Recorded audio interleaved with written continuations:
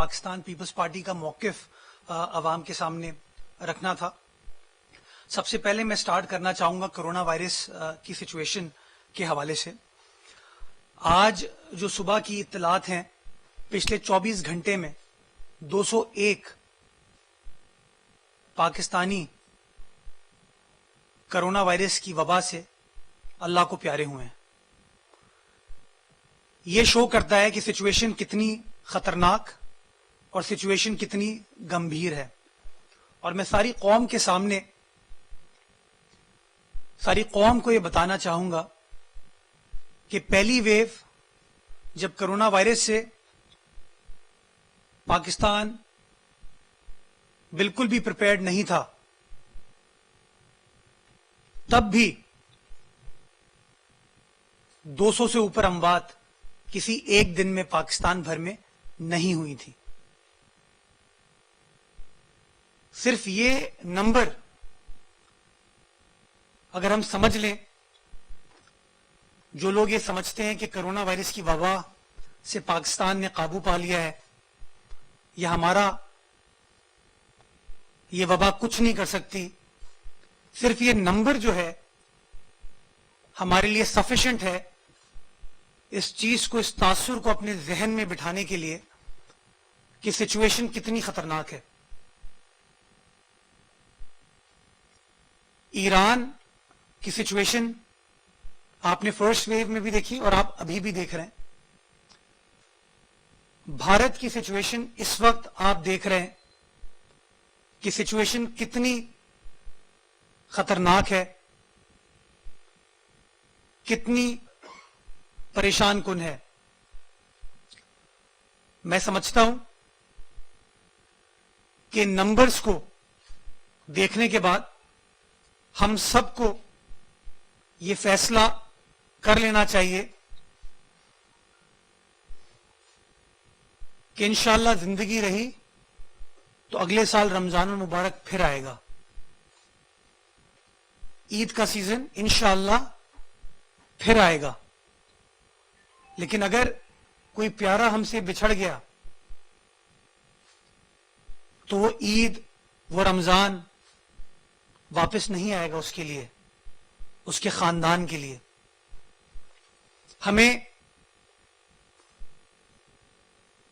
سخت فیصلے صرف حکومت کو کرنے کی ضرورت نہیں ہے، میں سمجھتا ہوں شہریوں کو حکومت کا ساتھ دینے کی ضرورت ہے، حکومت کا ہاتھ تھامنے کی ضرورت ہے کہ یہ نہ ہو کہ ہم بھی اس خطرناک سٹیج پر آ جائیں. میں شہریوں سے گزارش کرنا چاہوں گا کہ ایک سال سحری کی دعوتیں، افطار کی دعوتیں ویٹ کر سکتی ہیں. میں شہریوں سے گزارش کرنا چاہوں گا کہ رمضان المبارک برکتوں کا مہینہ ہے. اللہ سبحانہ تعالیٰ سے گھر میں بیٹھ کر ہم دعا کریں، عبادت کریں، دل لگائیں اور اللہ تعالیٰ سے یہ التجا کریں کہ اللہ تعالیٰ ہم ساری قوم کو، عالم انسانیت کو اس وبا سے تحفظ فراہم کرے. اور یہ کام ہم اپنے گھر میں بیٹھ کر، اپنے پیاروں کے ساتھ بیٹھ کر کر سکتے ہیں. میں دیکھتا ہوں شاپنگ کے حوالے سے، عید کی شاپنگ کرنے کے لیے لوگ نکل رہے تھے. کل ایک سوشل میڈیا پر بڑا تصویر بھی چلی، ویڈیو بھی چلی، وائرل ہوئی. میں ان لوگوں سے مخاطب ہو کر، اس دکان کے مالکان سے مخاطب ہو کر یہ گزارش کرنا چاہوں گا کہ انشاءاللہ بقرعید بھی آئے گی، اگلے سال عید پھر آئے گی.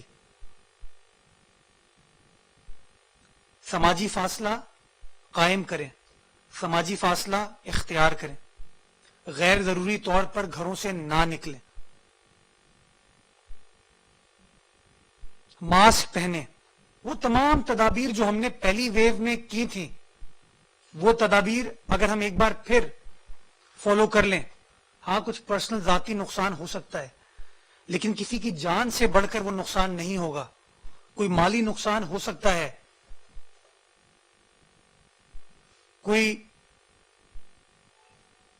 مزہ ہم اپنا کمپرومائز کر سکتے ہیں، کوئی تفریح کمپرومائز کر سکتے ہیں، لیکن ہم اپنے آپ کو، اپنے پیاروں کو، آپ سب کو اس وبا سے تحفظ فراہم کر سکتے ہیں۔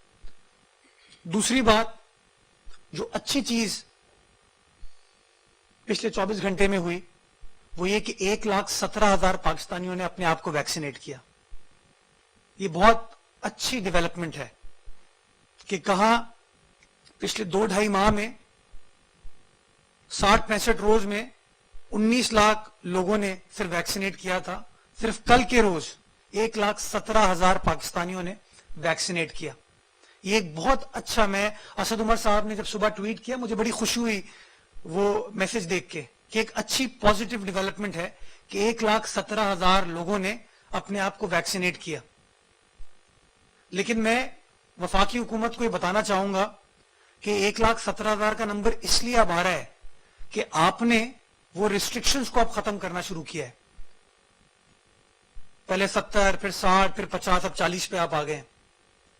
ہم بار بار کہتے رہے بحیثیت حکومت بھی اور بحیثیت شہری بھی کہ ایج کی ریسٹرکشنز کو ختم کریں۔ جو پاکستانی بھی اپنے آپ کو ویکسینیٹ کرانا چاہتا ہے آپ اس کو ویکسین پرووائڈ کریں۔ یہ جو آپ نے ایک منطق بنائی ہوئی تھی کہ 70 سال، 60 سال، 50 سال ویکسین اویلیبل ہے، لیکن اگر اس عمر کے لوگ کنونس نہیں ہیں، وہ نہیں آنا چاہتے، تو آپ کسی دوسرے پاکستانی کو کیوں ڈپرائیو کرتے ہیں؟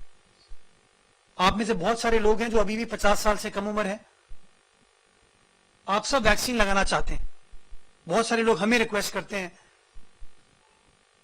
تو میں اچھی ڈیولپمنٹ کو اپریشیٹ کرنا چاہوں گا کہ ہاں 1,17,000 پاکستانیوں نے ویکسینیٹ کیا، اور میں وفاقی حکومت سے ریکویسٹ کرنا چاہوں گا کہ ایج کی قدغن کو ختم کریں۔ 18 سال سے بڑی عمر کا جو بھی پاکستانی ہے، جو اس ملک میں رہتا ہے، جو بھی شخص ہے، اس کو آپ اجازت دیں کہ وہ ویکسین حاصل کر سکے۔ اور اسی طریقے سے ہم اپنے نمبرز کو جو آج ہم نے 1,17,000 میٹ کیا ہے، انشاءاللہ اس کو ہم 1.5 لاکھ، 2 لاکھ، 2.5 لاکھ تک لے جا سکتے ہیں۔ زیادہ سے زیادہ لوگ ہمارے پاس آئیں گے تو ہم ان کو ویکسینیٹ کر پائیں گے۔ اور اس کے ساتھ ساتھ میں وفاقی حکومت کو یہ ریکویسٹ کرنا چاہوں گا کہ ویکسین کی سپلائی کو یقینی بنائیں۔ یہ بہت امپورٹنٹ ہے کہ ایک ابھی اگر مومنٹم پک ہوگا انشاءاللہ جو پچھلے 24 گھنٹے میں ہوا ہے، اور اگر ایج کی قدغن کو اور آپ ریلیکس کر دیں گے تو یہ نمبر اور بڑھے گا انشاءاللہ۔ تو ہم کو میک شور کرنا ہے کہ وہ ویکسین مارکیٹ میں اویلیبل ہو، سرکاری اسپتال میں وہ ویکسین اویلیبل ہو۔ تو جو سپلائی کے ایشوز ہیں اس کو وفاقی حکومت سٹریم لائن کرے۔ مجھے بڑی خوشی ہوئی تھی کہ پی آئی اے نے اس میں اپنا کردار ادا کیا، اور پی آئی اے کا خصوصی طیارہ چین گیا اور ویکسین لے کے آیا۔ میں سمجھتا ہوں ایسے بہت سارے اور طیارے وفاقی حکومت کو بھیجنے کی ضرورت ہے۔ نیشنل کیریئر کو یہ نیشنل میسج، یہ نیشنل خدمت جو اس نے کی ہے، اس کو اور آگے بڑھانے کی ضرورت ہے۔ اور پرائیویٹ سیکٹر کو اگر وہ حکومت کا ساتھ دینا چاہتا ہے اس کے اندر، اور جو لوگ صاحب استطاعت ہیں جو پرائیویٹ سیکٹر سے ویکسین لگوا سکتے ہیں، آپ اس پرائیویٹ سیکٹر کو فیسیلیٹیٹ کریں، اس پرائیویٹ سیکٹر کو انیبل کریں۔ یہ کرونا وائرس کی جنگ کوئی ایک ادارہ، کوئی ایک حکومت، کوئی ایک ہسپتال اکیلے نہیں جیت سکتا۔ ہمیں کلیکٹیو سوچ کی ضرورت ہے، ہمیں کلیکٹیو میسیجنگ کی ضرورت ہے۔ اور پاکستان نے جو فرسٹ ویو، سیکنڈ ویو میں کامیابی حاصل کی تھی، وہ ہم سب کی ایک جوائنٹ ایفرٹ تھی۔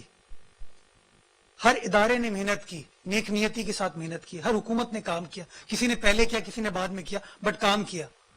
پرائیویٹ سیکٹر نے پبلک سیکٹر کی مدد کی، پبلک سیکٹر نے پرائیویٹ سیکٹر کی مدد کی۔ وہ پاکستان جس میں یومیہ ایک دن میں 200، 250، 500 ٹیسٹ ہوتے تھے، وہ پاکستان الحمدللہ ڈیلی کے یومیہ 50,000 ٹیسٹ اس نے کرنے شروع کیے نا۔ وہ ٹیسٹ اکیلے کوئی ایک حکومت نہیں کری تھی، کوئی ایک ہسپتال نہیں کرا تھا، سرکاری اور پرائیویٹ ہسپتال مل کر کام کر رہے تھے۔ تو میں سمجھتا ہوں ایک بار پھر ایک سینرجی کریٹ کرنے کی ضرورت ہے تاکہ میکزیمم آبادی کو ہم ویکسینیٹ کر سکیں۔ تو یہ دو بڑے اہم میسج ہیں۔ ہاں، سماجی فاصلہ اختیار کریں، غیر ضروری طور پر گھروں سے نہ نکلیں، ماسک پہنیں، اور زیادہ سے زیادہ لوگ اپنے آپ کو ویکسینیٹ کریں۔ ویسٹ میں جن جن ممالک نے آج سب کچھ کھول دیا ہے، جو لوگ کرونا وائرس کے اثرات سے بچ گئے ہیں، ان تمام ممالک نے یہ دو اسٹریٹجیز کو آگے لے کے چلے. انہوں نے اپنی فلائٹس کو بند کر دیا. نیوزی لینڈ کی اگزامپل ہے، بند کر دیا انہوں نے. یہ جو آج ہم کہتے ہیں یو کے ویریئنٹ، ساؤتھ افریقن ویریئنٹ، یہ حیدرآباد کراچی میں تو ڈیولپ نہیں ہوا نا، یا مالاکنڈ ڈویژن میں تو ڈیولپ نہیں ہوا، باہر سے آیا. تو کہیں نہ کہیں ہماری وہ پالیسی صحیح نہیں تھی. ان چیزوں کو میں سمجھتا ہوں کنسنسس کے ساتھ ریگولیٹ کرنے کی ضرورت ہے. اور جس طرح ہم تمام پاکستانیوں نے قربانی دے کے، محنت کر کے فرسٹ ویو سیکنڈ ویو کو سروائیو کیا تھا، وہی میسج آج ہم اگر کنوے کریں ایک دوسرے کو تو انشاءاللہ ہم اس تھرڈ ویو کو بھی اوائڈ کر پائیں گے کامیابی کے ساتھ، اور ایک دوسرے کو تحفظ فراہم کر پائیں گے. اب میں سیاسی ایشو کے اوپر آتا ہوں. میں نے اسی کمرے میں آج سے کئی ماہ پہلے ایک پریس کانفرنس کی تھی جب شوگر سکینڈل کی رپورٹ منظر عام پہ آئی تھی.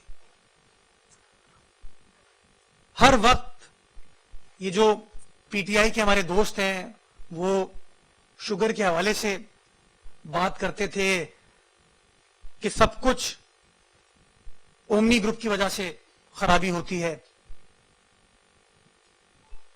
اگر چینی کا بحران آیا اس کی ذمہ داری اومنی گروپ کے اوپر ڈال دی جاتی ہے. اسی شوگر انکوائری کمیشن رپورٹ میں صفحہ نمبر 42 پہ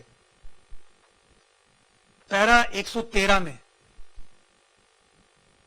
رپورٹ میں درج کیا گیا کہ پورے پاکستان کی جو شوگر انڈسٹری ہے اس کا کیا کیا سٹیک ہے. اور اس میں جو سب سے بڑا سٹیک ہے وہ جہانگیر خان ترین صاحب کی شوگر ملز کا ہے، JWD. 19.97%، یعنی کہ تقریباً 20% پاکستان کی شوگر انڈسٹری کا جو سٹیک ہے وہ جہانگیر خان ترین صاحب کا ہے. یہ میں نہیں کہہ رہا ہوں، یہ وفاقی حکومت کی رپورٹ کہہ رہی ہے. اسی میں خسرو بختیار صاحب کی جو شوگر ملز ہیں، مونس الہی صاحب کی جو ملز ہیں ان کا بھی ذکر ہے. وہی رپورٹ یہ کہتی ہے کہ 1.6% ہے اومنی گروپ. یعنی کہ اگر چینی کا بحران پیدا ہوتا ہے اور چینی کی قیمتوں میں اضافہ ہوتا ہے تو اس کا سب سے بڑا بینیفیشری وہی ہوگا جس کا سب سے بڑا سٹیک ہوگا. تو وہ سب سے بڑا سٹیک اس رپورٹ کے بقول جہانگیر خان ترین صاحب کا پاکستان میں ہے. اب جب یہ حکومت آئی 2018 میں تو چینی تھی 55 روپے کلو، 55 روپیز کے جی. قیمتیں بڑھنی شروع ہوئی اور 2018 میں میں یہ واضح کرنا چاہوں گا جو اومنی گروپ کی ملز ہیں وہ بند پڑی ہوئی تھی، بیکاز JIT اور نیب کی جو کارروائی ہوئی تھی ان شوگر ملز کو بند کر دیا گیا تھا. یعنی کہ 2018 میں جو بحران سٹارٹ ہوا اس میں وہ 1.6% کا جو کمپوننٹ ہے اس کا تو کوئی لینا دینا ہی نہیں ہے، بیکاز دے ور کلوزڈ. جو 20% والے ہیں، جو 12% والے ہیں، جو 6% والے ہیں، ان کا سٹیک تھا. تو 55 روپے سے چینی کی قیمتیں بڑھی اور 80 روپے تک پہنچ گئی. 55 سے 80 روپے تک پہنچ گئی. جب 80 روپے تک پہنچی تو میرے کپتان عمران خان صاحب نے اعلان کیا. میں ان کو اعلان خان کہتا ہوں اسی لیے کہتا ہوں، انہوں نے نوٹس لے لیا کہ میں کسی کو NRO نہیں دوں گا، کسی کو نہیں چھوڑوں گا. نتیجہ یہ ہوا کہ قوم بڑی پر امید ہوئی. آپ لوگوں نے بھی کہا، PTI کے دوست آگے کہتے تھے دیکھو یہ ہوتا ہے کپتان. اب ہوگی انکوائری، اب بنے گا کمیشن. کمیشن لیا نہیں جائے گا، کمیشن بنے گا. اور دیکھو کیسے کپتان چیزوں کو ٹھیک کرتا ہے. کپتان نے ایسا ٹھیک کیا چیزوں کو کہ وہ 55 روپے کی چیز 80 پہ نہیں رکی، اس نے ماشاءاللہ سینچری کراس کی. اور ابھی بھی کئی ماہ گزر جانے کے بعد اس کی قیمت 108 روپے کلو، 110 روپے کلو، 105 روپے کلو. پاکستان بھر کے مناظر آپ لوگ میڈیا پہ دکھاتے ہیں کہ یوٹیلیٹی سٹورز کے باہر ہمارے بزرگ، ہماری مائیں بہنیں، ایک تصویر تھی چھوٹی بچی چینی لینے کے لیے کھڑی ہوئی ہے. لمبی قطار ہے. اس کا ذمہ دار تو سندھ حکومت نہیں ہو سکتی, اس کی ذمہ دار ماضی کی پاکستان پیپلز پارٹی کی حکومت یا نون لیگ کی حکومت نہیں ہو سکتی. اس کی ذمہ داری تو موجودہ حکومت کے اوپر عائد ہوتی ہے.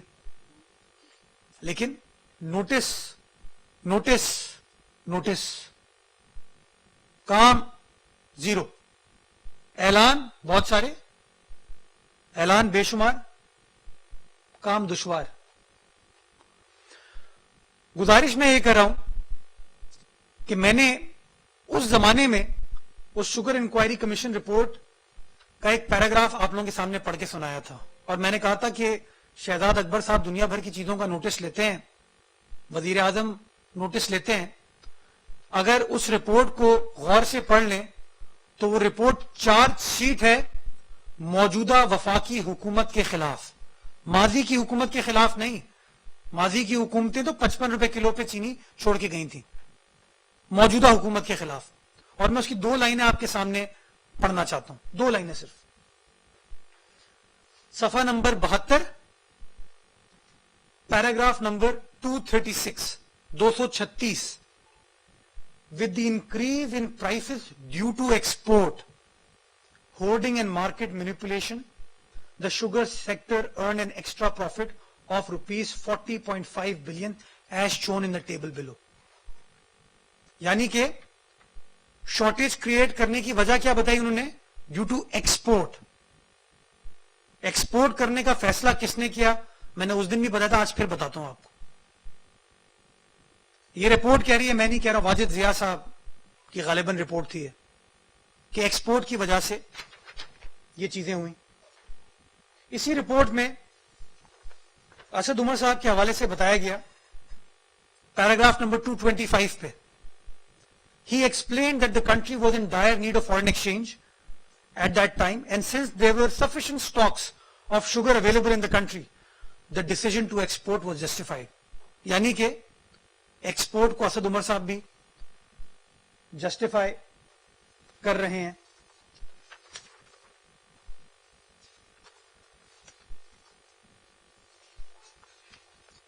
عبد الرزاق داؤد صاحب, ایڈوائزر وزیر اعظم کے, مشیر برائے کامرس, وہ ایک انٹر منسٹریل کمیٹی کی میٹنگ کرتے ہیں. یہ رپورٹ میں لکھا ہوا ہے, کہیں سے خود ڈاکیومنٹ کریٹ نہیں کیا جا رہا. یہ ان کے پارٹیسپینٹس کا نام ہے, میں نے ہائی لائٹ کیا ہوا ہے, رزاق داؤد صاحب. یہ رپورٹ, یہ کمیٹی ریکمینڈ کرتی ہے کہ 1 ملین میٹرک ٹن چینی کو ایکسپورٹ کر دیا جائے. 10 لاکھ میٹرک ٹن چینی کو ایکسپورٹ کر دیا جائے. یہ ڈاکیومنٹس کہہ رہے ہیں. 2 اکتوبر 2018 کو ای سی سی کی میٹنگ ہوتی ہے اور وہ الاؤ کر دیتے ہیں 1 ملین میٹرک ٹن. یہ ڈاکیومنٹ ہے, اسی رپورٹ میں لکھا ہوا ہے, پیج نمبر 321 پہ, کہ کون فیصلہ کر رہا ہے؟ کامرس ڈپارٹمنٹ ریکویسٹ کرتا ہے, ای سی سی جو کیبنٹ کی ایک ذیلی کمیٹی ہے وہ اس فیصلے کو منظور کرتی ہے اور 10 لاکھ ٹن شوگر کو ایکسپورٹ کرنے کا فیصلہ کر دیا جاتا ہے. یہ لوگ یہاں نہیں رکتے, کہتے ہیں 10 لاکھ بھی کم ہے, اس کو 11 لاکھ کر دو. بعد میں واپس کیبنٹ کے پاس یہ معاملہ جاتا ہے اور 11 لاکھ کی منظوری دے دی جاتی ہے, جس کے بعد چینی کا یہ مصنوعی بحران کریٹ ہوتا ہے اور پاکستان کی عوام 55 روپے کلو چینی سے محروم ہوتے ہوئے 80 تک پہنچتی ہے, 80 سے 90, 90 سے 100, 100 سے 105, 105 سے 110. میں گزارش یہ کرنا چاہ رہا ہوں کہ اگر آپ کاغذات پر نظر ڈالیں تو 3 دسمبر 2018, پہلے تو یہ نا کہ ای سی سی کا فیصلہ کیبنٹ منظور کرتی ہے. کیبنٹ کا سربراہ کون ہوتا ہے؟ وزیر اعظم پاکستان جناب عمران خان صاحب. He is the head of the cabinet, ان کے فیصلے ہوتے ہیں یہ. اس کے بعد he is also minister in charge of commerce. چونکہ کوئی وفاقی وزیر نہیں ہے کامرس کا, تو عمران خان صاحب وفاقی وزیر بھی ہیں کامرس کے. تو آپ کو یاد ہوگا نا وہ معید یوسف صاحب نے ایک دن پریس کانفرنس میں یا کسی پروگرام میں بتایا تھا کہ وزیر اعظم پاکستان نے ایک فیصلہ ایز کامرس منسٹر کیا, دوسرا فیصلہ انہوں نے بحیثیت وزیر اعظم کیا. دو ہیٹس پہنتے ہیں وہ. تو اسی رپورٹ کے صفحہ نمبر 322 پہ یہ سمری ہے جو کہ یونس ڈاگا صاحب نے پریپئر کی. اس سمری کے paragraph 5, adviser on commerce textile industries and investment has seen and approve the summary, یعنی کہ رزاق داؤد صاحب نے منظور کی اس چیز کو. اس کے بعد paragraph number 6, prime minister / minister in charge for commerce has seen and approve the submission of summary to the ECC of the cabinet. یعنی کہ یہ جو فیصلہ بھی ہوا یہ وزیر اعظم پاکستان کی منظوری سے ہوا, عمران خان صاحب کی منظوری سے ہوا.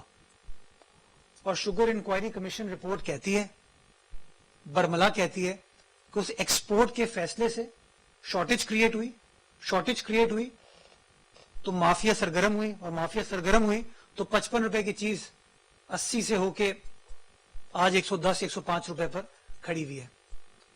اب میں سوال یہ اٹھانا چاہوں گا کہ عمران خان صاحب نے کہا تھا 2 نہیں 1 پاکستان, میں کسی کو NRO نہیں دوں گا.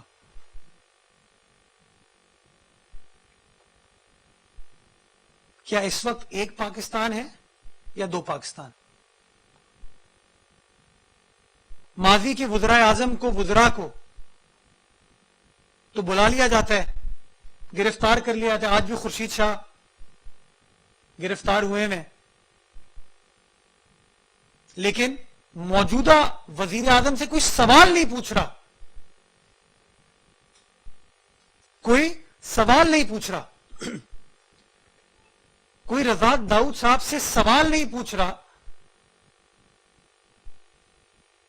اسد عمر صاحب سے سوال نہیں پوچھ رہا. جہانگیر خان ترین صاحب کو وزیر اعظم نے اپنی غلطیوں کا سکیپ گوٹ بنانے کی کوشش کی, تو جہانگیر خان ترین صاحب نے اپنے ساتھ لوگوں کو بٹھایا اور بتایا کہ آپ کی حکومت تو میں نے بنائی تھی, آج آپ مجھے کرپٹ کہہ رہے ہیں, غلط کہہ رہے ہیں, تو جہاز تو میرا چلا تھا, انویسٹمنٹ تو میری تھی.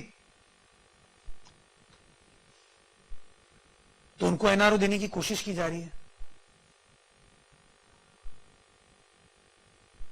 آپ سب نے پیر کو خبر پڑی ہوگی اخبارات میں کہ جو ڈائریکٹر صاحب FIA کے, غالباً رضوان نام ہے ان کا,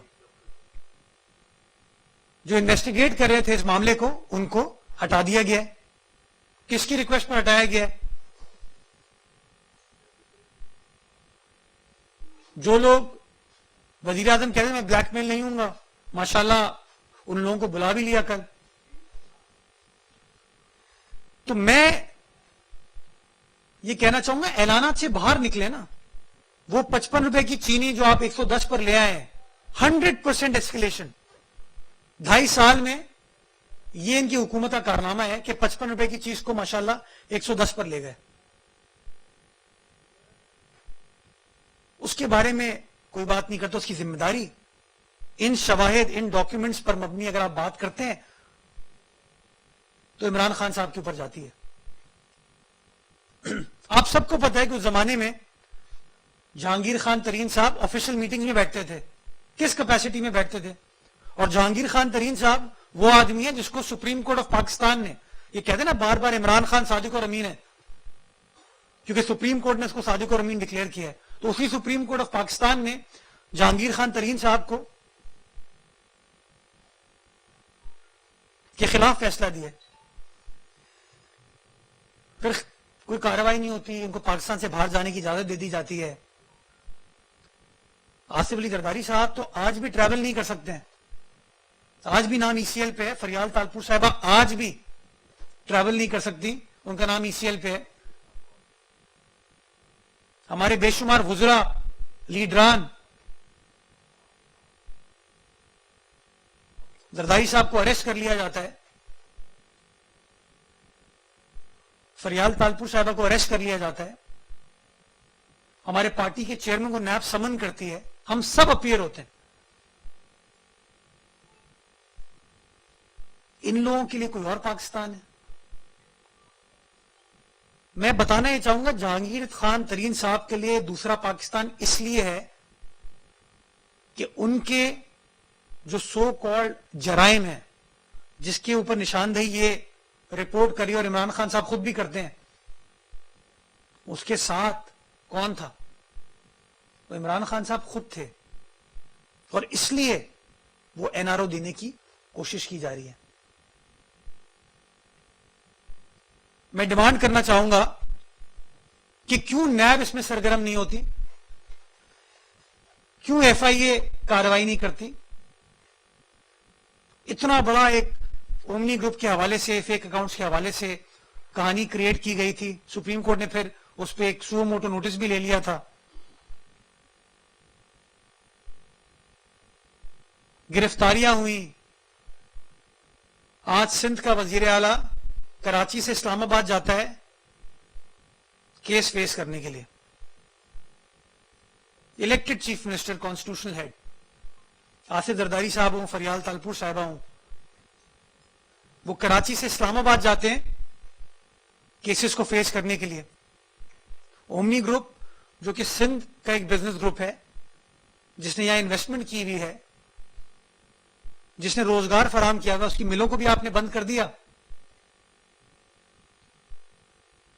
اور اس کو بھی آپ کہتے ہیں کہ اسلام آباد آ جاؤ. لیکن جو لوگ اسلام آباد میں بیٹھے ہیں, حکومت کر رہے ہیں, ان سے کوئی سوال نہیں پوچھتے, جسٹ بیکاز ایک نہیں دو پاکستان میں خان صاحب بلیو کرتے تھے, اور انہوں نے اپنی 2.5 سالہ پونے 3 سالہ حکومت میں یہ ثابت کیا ہے کہ غریب کا پاکستان دوسرا پاکستان ہے, امیر کا پاکستان دوسرا پاکستان ہے. طاقتور کا پاکستان ایک پاکستان ہے, کمزور کا پاکستان دوسرا پاکستان ہے. غریب کے گھر گرا دو, امیر کے گھر کو ریگولرائز کر دو. حکومت کے لیے ایک پاکستان ہے, اور وہ اپوزیشن جو کہ اس حکومت کی عوام دشمن پالیسیز کو کرٹیسائز کرتی ہے, شواہد کے ساتھ کرٹیسائز کرتی ہے, اس کے لیے دوسرا پاکستان.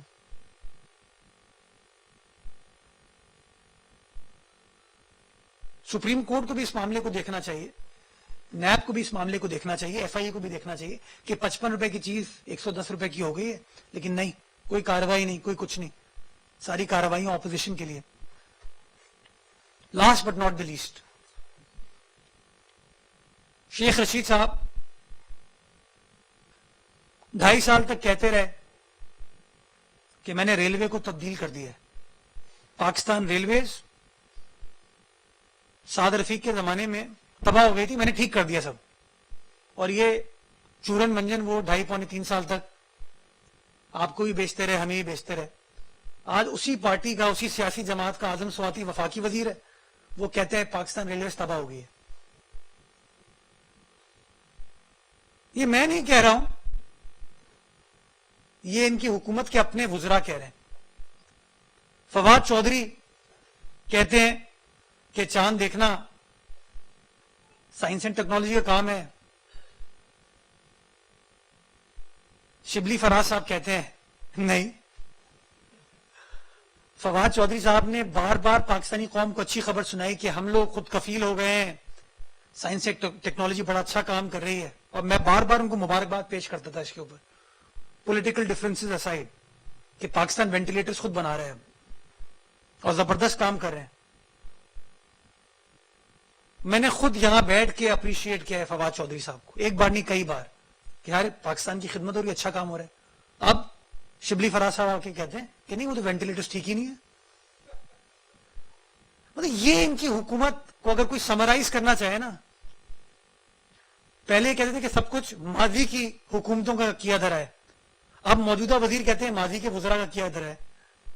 آج کا وزیر کہتے ہیں نہیں, جو پرسوں وزیر تھا نا اس نے غلط کیا ہے, پرسوں والا کہتا ہے اس سے 2 دن پہلے جو تھا. یہ اس حکومت کا حال ہے, ایک مداحیہ حکومت ہے, یہ نان سیریس حکومت ہے. नॉन सीरियस हुकूमत है, ऐलान पर मबनी हुकूमत है, काम से दूर दूर रहने वाली हुकूमत है, बयानबाजी वाली हुकूमत है। अल्लाह ताला इन हुक्मरानों को एहसास दे कि अपने किए हुए ऐलानात को आप पूरा कैसे करते हैं। अल्लाह ताला इन हुक्मरानों को तौफीक दे कि थोड़ा एहसास गरीब के लिए, मजदूर के लिए, किसान के लिए, एक आम आदमी के लिए अपने दिलों में डेवलप कर सके, तो शायद पाकिस्तान की बेहतर खिदमत हो पाएगी।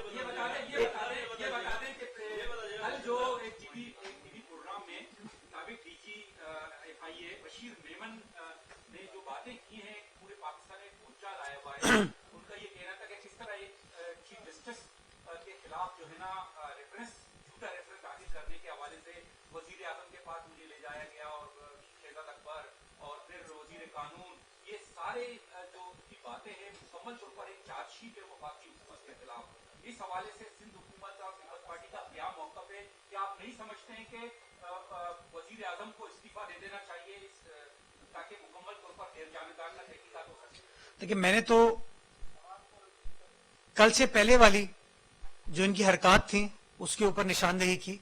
कल एक और बहुत बड़ा स्कैंडल बशीर मेमन साहब ने आवेजा कर दिया इस हुकूमत के हवाले से।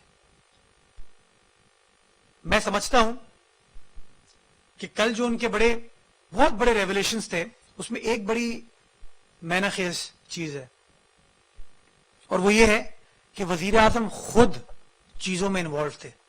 तो लोग कहते हैं कि वजीर आजम को क्या पता, वजीर आजम तो इन्वॉल्व नहीं है, कोई वजीर कर रहा है। कल ये चीज क्लियर हो गई कि वजीर आजम साहब खुद पर्सनली इन्वॉल्व थे एक ऐसी कार्रवाई में जिसको सुप्रीम कोर्ट ऑफ पाकिस्तान ने अब कल अदम करार दे दिया। तो मैं समझता हूं बदनीयती वफाकी हुकूमत की तो अया हो गई है। और जहां मैं चीनी कमीशन के हवाले से कह रहा हूं कि सुप्रीम कोर्ट को नोटिस लेना चाहिए कैसे अवाम का इस्तेहसाल हो रहा है, सुप्रीम कोर्ट ऑफ पाकिस्तान को इस मामले का भी नोटिस लेना चाहिए कि जो बशीर मेमन साहब ने बातें की हैं, क्योंकि माजी में तो बशीर मेमन साहब झूठ बोलते नहीं थे, क्योंकि वो तो बड़े जब उन्होंने पीपल्स पार्टी के खिलाफ कोई चीज की तो बिल्कुल उनको तारीफ की जाती थी उनकी। तो आज वही बशीर मेमन जब पीटीआई की वफाकी हुकूमत के बारे में, इमरान खान साहब के बारे में बात कर रहे हैं, तो मैं समझता हूं इसके ऊपर भी इंक्वायरी होनी चाहिए, कोई हाई लेवल कमीशन बनना चाहिए ताकि इंसाफ का बोलबाला हो सके। और जो लोग बदनीयती पर मबनी काम करते हैं, एक तो होती है ना करप्शन, एक जो फाइनेंशियल करप्शन होती है ना, एक इंटेलेक्चुअल डिसऑनेस्टी होती है। ये जो इंटेलेक्चुअल डिसऑनेस्टी ओरिएंटेड काम करते हैं इनके खिलाफ भी कार्रवाई की जाए। जी Sanjay.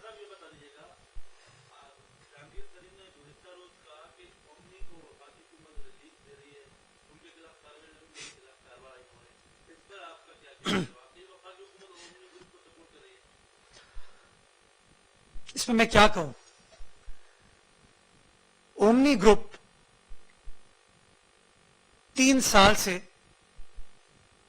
Inquiries, investigation, cases face कर रहा है। आपने उसकी शुगर मिल्स को बंद कर दिया सिर्फ इस अजम्पशन पे कि शायद इसका लिंक आसिफ अली जरदारी साहब से। उसके बिजनेस को आपने तबाह कर दिया। उसके जो मालिकान थे जिनकी इन्वेस्टमेंट थी सूबाई सिंध के अंदर, आपने उनको गिरफ्तार किया। 2-2.5 साल वो पाबंद सलासिल रहे, हालांकि वो लोग भी केस फेस करने खुद आए थे। सुप्रीम कोर्ट ऑफ पाकिस्तान में खुद उन्होंने पेशी दी थी, लेकिन उनको गिरफ्तार कर लिया गया। उनका नाम ईसीएल पे आज भी है। उनके घर की खवातीन को, उन लोगों को जिनका बिजनेस से कोई लेना देना नहीं था, उनको इन्वेस्टिगेट किया गया, गिरफ्तार किया गया, ईसीएल पे नाम डाला गया।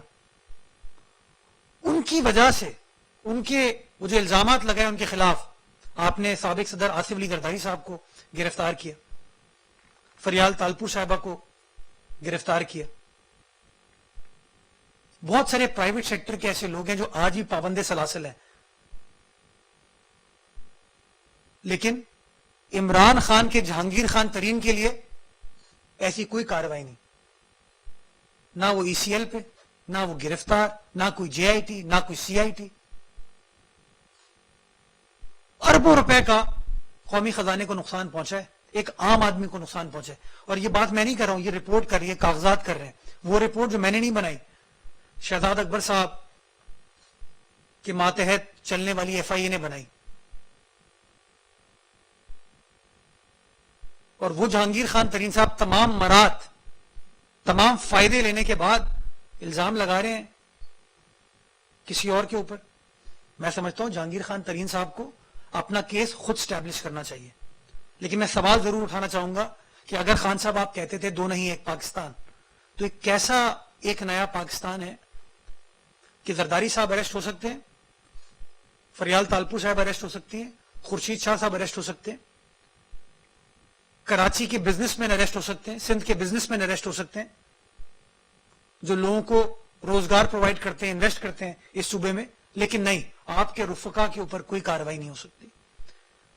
मैं ये सवाल उठाना चाहूंगा, इसका जवाब अगर वफाकी हुकूमत दे दे तो बड़ा बेहतर होगा। या सुप्रीम कोर्ट, नैब, FIA का नोटिस ले और कार्रवाई करे, ताकि साबित हो सके कि पाकिस्तान में एक कानून चलता है, वो अक्रॉस द बोर्ड हर पाकिस्तानी के ऊपर विदाउट एनी डिस्क्रिमिनेशन लागू होना चाहिए। अगर जो अभी ये लोग कह रहे हैं ना कि जब तक केस साबित नहीं होता कोई कार्रवाई नहीं होनी चाहिए, अगर ये बात दुरुस्त है तो वो प्रिंसिपल जरदारी साहब के साथ क्यों अप्लाई नहीं हुआ? वो प्रिंसिपल फरियाल तालपुर साहब के साथ क्यों अप्लाई नहीं हुआ? ओमनी ग्रुप के साथ क्यों अप्लाई नहीं हुआ? खुर्शीद शाह साहब के साथ क्यों अप्लाई नहीं हुआ? मैं तो कहता हूं ये हुकूमत कंप्लीटली इस्लामाबाद में, पंजाब में इनकी है, ये इनको फैसिलिटेट कर रही है। तरीन साहब के केसेस को कराची ट्रांसफर किया जाए, जो मंतक इन्होंने पीपल्स पार्टी के साथ अपनाई थी, तब मैं मानूंगा कि हां दो नहीं एक पाकिस्तान है। लेकिन अभी तो ये लग रहा है कि एक पाकिस्तान है जहांगीर खान तरीन साहब के लिए और इमरान खान के रुफका के लिए, और दूसरा पाकिस्तान है उन लोगों के लिए जो पाकिस्तान की आवाम का मुकदमा बार बार लड़ते हैं, बहादुरी के साथ लड़ रहे हैं और इंशाअल्लाह इसी तरीके से लड़ते रहेंगे। ये लास्ट टाइम जी ये करके मैं आपके पास आऊं।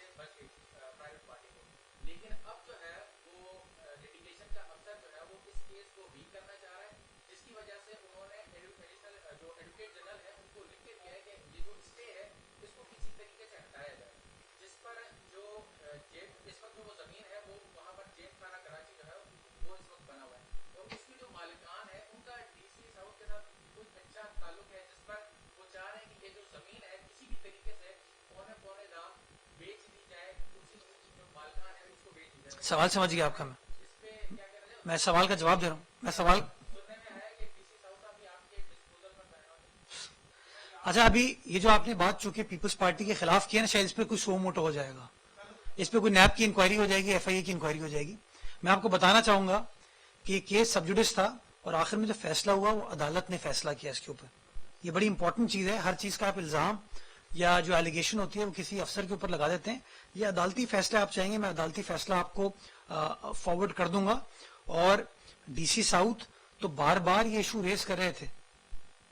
DC साउथ ने हाई कोर्ट के सामने भी इस केस को लड़ा और DC साउथ ने सुप्रीम कोर्ट के सामने भी इस केस को लड़ा, लेकिन आखिर में अदालती फैसला आया और जो भी कार्रवाई की जा रही है वो अदालती फैसले के तौर पर की जा रही है। वो जिमखाना की जो जमीन है वो जिमखाना के पर्पस के लिए, कोई कमर्शियल प्रोजेक्ट वहां नहीं बन सकता। अगर आप अपने सवाल में ये तासुर देने की कोशिश कर रहे हैं कि वहां कोई कमर्शियल प्रोजेक्ट बन रहा है और सिंध हुकूमत उसकी इजाजत दे रही है, मैं आपको बरमला इस चीज की नफी करना चाहूंगा कि इस तरह की कोई चीज नहीं है और ना सिंध गवर्नमेंट होने देगी। जो पर्पस था उस जमीन का कि जिमखाना है वो एक क्लब के तौर पर इस्तेमाल होगा, उस क्लब के तौर पर वो इस्तेमाल किया जाएगा और अदालत ने भी यही फैसला दिया। जी काजी साहब। YouTube पर गूगली न्यूज देखने के लिए youtube.com की सर्च बार में गूगली न्यूज टीवी टाइप करें। गूगली न्यूज के पेज पर सुर्ख रंग के सब्सक्रिप्शन वाले बटन पर क्लिक करना ना भूलिए। YouTube पेज पर अपलोड होने वाली वीडियोस से बाखबर रहने के लिए बेल आइकन पर क्लिक कीजिए। आपको हर नई वीडियो के बारे में नोटिफिकेशन मौसूल हो जाएगा।